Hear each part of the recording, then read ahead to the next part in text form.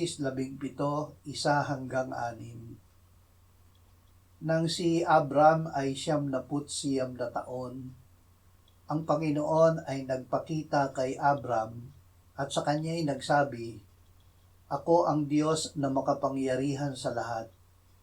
Lumakad ka sa harapan ko at maging walang kapintasan, at ako'y makikipagtipan sa iyo at ikaw ay aking labis na pararamihin." At nagpatira pa si Abram at sinabi ng Diyos sa kanya, "Para sa akin, ito ang aking pakikipagtipan sa iyo. Ikaw ang magiging ama ng maraming bansa.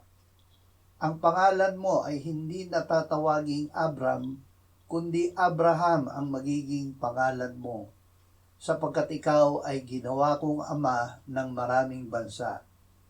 Ikaw ay gagawin kong mayroong napakaraming anak at magmumula sa iyo ang mga bansa." Ang pinakamakapangyarihan.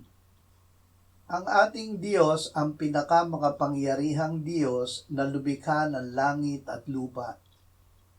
Kalakip ng pagbibigay ng Diyos ng buhay sa tao ang kanyang kapangyarihan. Ang tao ay nahiwalay sa Diyos at sa kapangyarihang bigay niya nang siya ay nagkasala. Ngunit ang kapangyarihang ito ay ibinalik ng Diyos sa sumampalataya, lumapit at namumuhay sa Kanya, gaya ng ginawa niya kay Abraham. Dahil sa pananampalataya, inari ng Diyos na matuwid si Abraham. Ito rin ang ginagawa ng Diyos sa mga sumasampalataya gaya ni Abraham.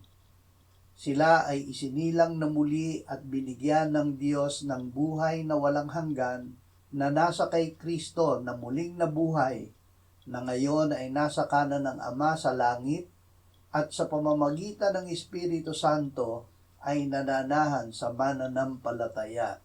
Namin